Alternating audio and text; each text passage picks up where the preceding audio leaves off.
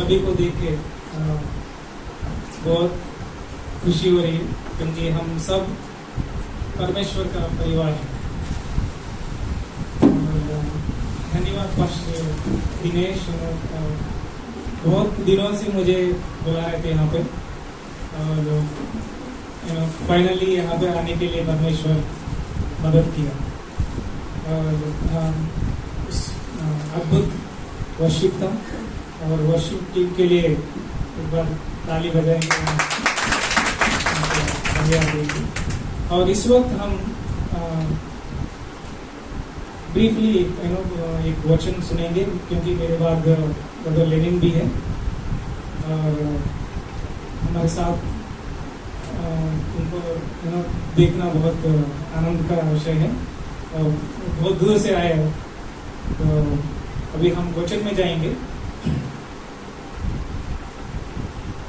और छोटा सा प्रार्थना करेंगे।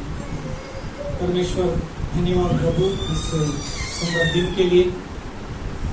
प्रभु सबको प्रभु आपने यहाँ पे एकत्रित किया, धन्यवाद प्रभु। जो कोई यीशु मसीह के नाम से इकट्ठा होता है प्रभु, आपका उपस्थिति वहाँ पे होता है। धन्यवाद प्रभु इस आराधना के दिन प्रभु आपके प्रभु चरणों पे आते प्रभु, और आपके वचन से बात करो प्रभु, और हमारे दिलों में प्रभु आपके वचन से भरो और उनसे बात करो। इस समय आपके हाथों में सौंपते हुए यीशु मसीह के नाम से प्रार्थना करते हैं। जब भी आदम के बारे में हम थोड़ा मनन करेंगे, जो पहला मनुष्य आदम परमेश्वर ने बनाया, तभी वो पाप रहित था। जब तक उसने परमेश्वर का जो बात आज्ञा का उल्लंघन नहीं किया, तब तक वो पवित्र रहा। और जिस दिन आदम ने परमेश्वर का आज्ञा को उल्लंघन किया, और जैसा परमेश्वर ने बताया वैसा ही इस दुनिया में पाप प्रवेश किया। ये सब हम जानते हैं। जैसा कि पहले मृत्यु नहीं था, जब आदम ने पाप किया तो इस धरती पे मरण आ गया और पाप आ गया है। तो हम सब आदम के संतान हैं। कहाँ से आए हम सब? आदम से पहले जो मनुष्य था। तो जब भी परमेश्वर उससे नहीं छोड़ा, लेकिन जब भी आदम ने पाप किया, परमेश्वर ने क्या किया है कि एक मेमना को मारा। इसलिए जब भी आदम और हवा पाप किए थे, वो लोग अपने महिमा को खो दिया, परमेश्वर के साथ संगति को खो दिया। तो उनको पता चला कि वो लोग नंगे हैं, क्योंकि उस वक्त उससे पहले उनको कपड़े नहीं है, लेकिन वो जो कपड़े थे वो महिमा का वस्त्र था। जब भी वो पाप किए, वो महिमा उनसे छोड़ के चला गया। तो उनके नग्नता को ढकने के लिए परमेश्वर ने मेमना को मारना पड़ा, क्योंकि मेमना को मारेगा तो हम उत्पत्ति 3 अध्याय 21 वचन में हम देखते हैं। ये कोई पढ़ सकते हैं? उत्पत्ति 3 अध्याय 21 वचन। और यहोवा परमेश्वर ने आदम और उसकी पत्नी के लिए चमड़े के अंगरखे बनाकर उनको पहना था। यहोवा ने, परमेश्वर ने आदम और उसकी पत्नी को लिए चमड़े का अंगरख बनाकर उनको पहनने दिया। तो चमड़ा कहाँ से आया? जो मेमना जो परमेश्वर ने मारा, तभी वहां पे लहू बहाया गया। तो जब भी लहू बहाया मेमना का, और उस चमड़े से आदम और हव्वा को वस्त्र पहनाया। उसी तरीके से हम देखते हैं कि ये प्रकाशित वचन 13वां अध्याय 8वां वचन में हम देखते हैं कि जो उत्पत्ति से पहले, जब ये उत्पत्ति से सृष्टि का प्रारंभ से भी जो परमेश्वर ने हमारे लिए मेमना को क्या किया, मारा है, इसमें लिखा है। वो मेमना और कोई नहीं, यीशु मसीह। तो हमारे लिए परमेश्वर इस सृष्टि का आरंभ करने से पहले ही वो जानता है कि इस मनुष्य धरती पे आएगा और वो पाप करेगा। परमेश्वर ने पाप करने के लिए मनुष्य को पैदा सृष्टि नहीं की, लेकिन परमेश्वर जानता था कि ये उसका आज्ञा टुकराएगा और उल्लंघन करेगा, तभी उसका पाप को ढकने के लिए परमेश्वर ने उस मेमना को मारा। तो वो मेमना है यीशु मसीह। और हम देखते हैं कि इस धरती पर आजकल हम देखते हैं हर जगह पाप पूरा फैल गया है। कहीं पे भी देखो करप्शन, और गरीबी और मारना, युद्ध, और ये सब हम देखते हैं। ये कहाँ से आया है? पहले जो पाप इस दुनिया में आया है उसी के द्वारा ये सब आया है। और बीमारियां, बहुत सारी बीमारियां। तो ये सब का रूट क्या है? जो वो पाप इस धरती पे जो प्रवेश किया। तो अगर आदम के पाप से हम सब पापी बन गए तो इसका परिष्कार क्या है? तो इसके लिए परमेश्वर ने वो मेमना को प्रदान किया, वो है यीशु मसीह।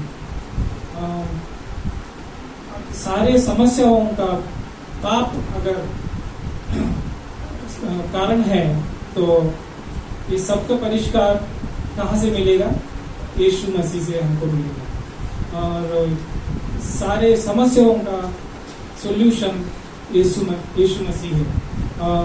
तो हम देखते हैं कि प्रेरितों का वचन 14 अध्याय 12 वचन में ऐसा लिखा है, इस धरती में आकाश के नीचे ऐसा कोई नाम नहीं जिस नाम से ये मनुष्य उद्धार पा सके। कोई भी नाम नहीं। आजकल हम देखते हैं लोग मोक्ष पाने के लिए कहाँ जाते हैं, और अपने पापों से मुक्ति करने के लिए कितने बहुत लंबा वो लोग जाके वहाँ पे नदियों में स्नान लेके क्या क्या करते हैं।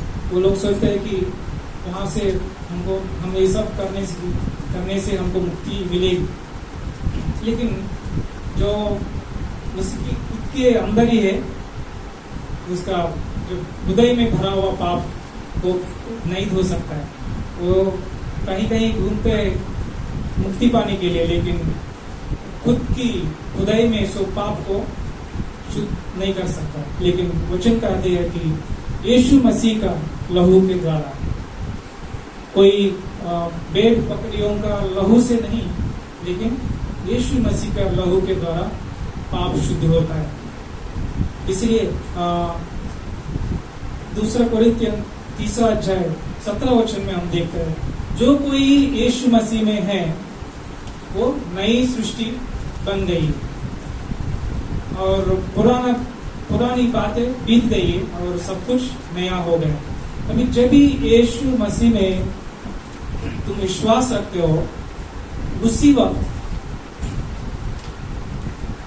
अपने परमेश्वर उस हृदय में आकर, और जब भी तुम कबूल करते हो अपने पाप को, परमेश्वर अपने लहू के द्वारा, यीशु मसीह के शुद्ध लहू के द्वारा तुम्हारा हृदय को धोकर, और उस वक्त तुम पापी से और अंधकार से उजाले में आते हैं और पापी से संत बन जाता है यीशु मसीह के द्वारा। तुम कहीं घूमने की जरूरत नहीं, कहीं जाके नदियों में डूबने की जरूरत नहीं। लेकिन परमेश्वर ने जो उत्पत्ति से प्रारंभ से जो योजना किया है हमारे लिए, उस मेमने के लहू के द्वारा जब भी तुम विश्वास करते हो, उसी वक्त तुमको उद्धार में परमेश्वर लाता है। तो मैं अंत में यही बताता हूँ कि हमें क्या करना है, क्योंकि परमेश्वर का योजना हमारे लिए पहले ही बना के रखा है। जब भी आदम ने पाप किया, उससे पहले ही हमारे लिए परमेश्वर ने मेमना को तैयार किया।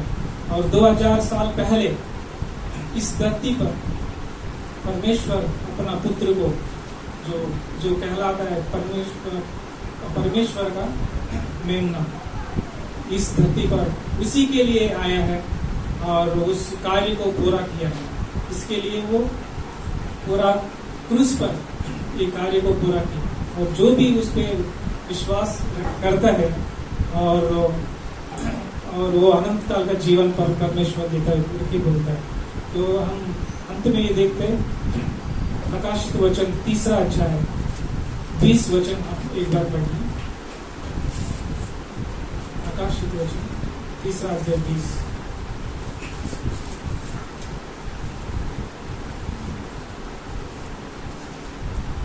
मैं दौड़कर खटखटाता हूँ। यदि कोई मेरा शब्द सुनकर दौड़ खुलेगा तो मैं उसके पास भीतर आकर उसके साथ भोजन करूंगा और यह मेरे साथ। यहाँ पे यीशु मसीह बोल रहा है कि मैं आपके हृदय के द्वार पर आके खटखटा रहा हूँ। यदि कोई मेरा आवाज सुनकर जो आपका द्वार खुला है, तो मैं अंदर आकर आपके साथ संगति करूंगा, आपके साथ भोजन करूंगा। हमको अभी ये सोचना है, परमेश्वर आपका हृदय परमेश्वर के लिए घर है, आपके हृदय में आना चाहता है, लेकिन आप परमेश्वर को आपका घर के बाहर रख के और कहीं कहीं हम घूम रहे हैं और परमेश्वर को ढूंढ रहे हैं।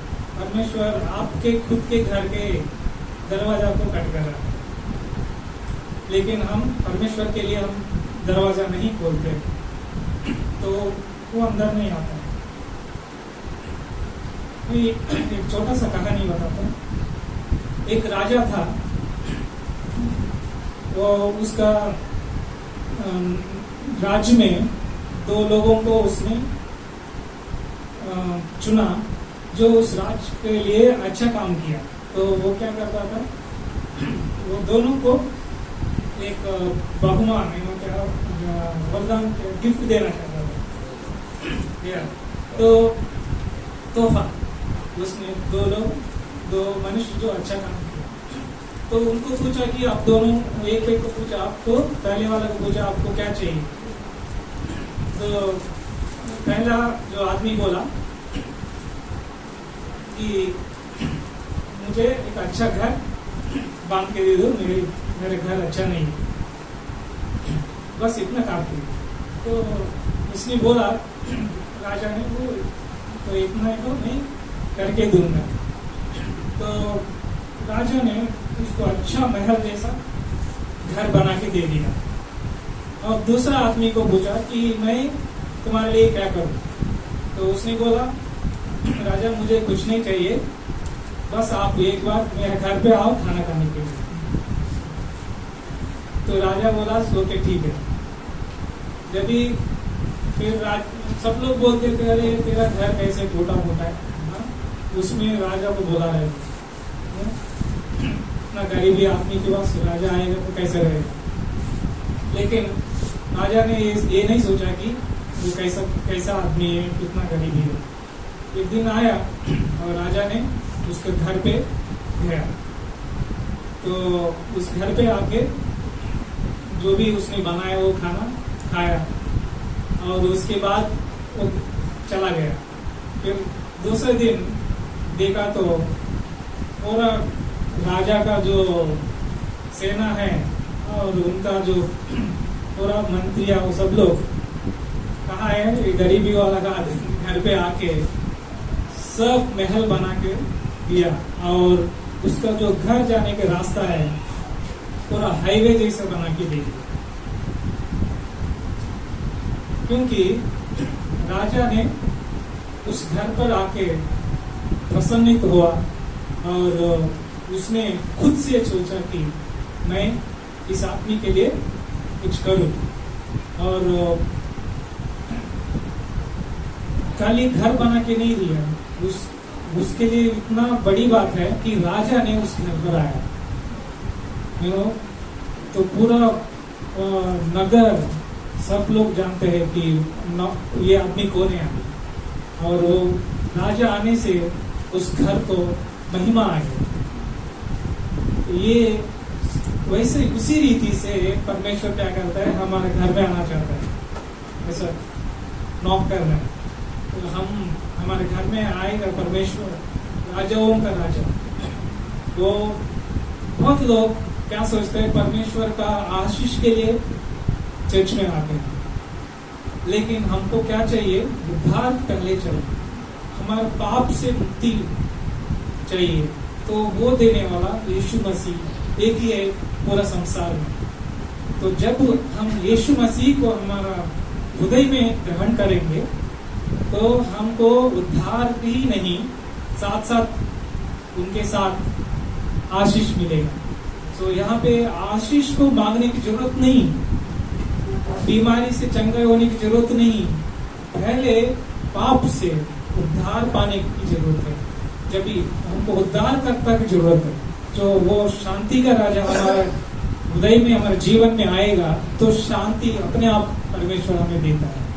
शांति के लिए तुम पूछने की जरूरत नहीं, या चंगाई के लिए पूछने की जरूरत नहीं, परमेश्वर को तुम्हारे जीवन में ग्रहण करो तो उद्धार देगा पहले, और चंगाई देगा, शांति देगा, क्योंकि वो राजाओं का राजा है और वो शांति का राजा कहलाता है, और वो चंगाई हमें देता है।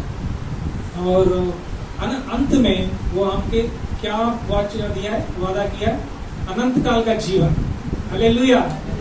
तो हम सबको यही इस धरती पर ही नहीं खाली हम वर्शिप करेंगे, लेकिन हमको एक आशा है कि परमेश्वर हमें वादा किया है कि एक दिन परमेश्वर हमें इस धरती के से अपना राज्य में ले जाएगा, जो अनंत काल तक हम उसके साथ हम रहेंगे। हालेलुया। तो इस परमेश्वर इस वचन को आशीष करे। हम प्रार्थना करते हैं। धन्यवाद प्रभु आपके वचन के लिए। प्रभु उद्धार ही नहीं, प्रभु आप उद्धार करता है, आपके साथ साथ प्रभु हमें ये सारे आशीष हमें देने के लिए धन्यवाद प्रभु। यहाँ जो कोई प्रभु आपको अपने दिलों में, प्रभु हृदय में ग्रहण करते प्रभु, उनके जीवन में आकर प्रभु आपकी उद्धार और शांति और चंगाई उनको जो जरूरत है प्रभु उनकी प्रदान कीजिए। धन्यवाद प्रभु इस प्रभु योजना के लिए हमें उद्धार देने का प्रभु। आगे के समय आपको हाथों में देखते हुए यीशु मसीह के नाम से।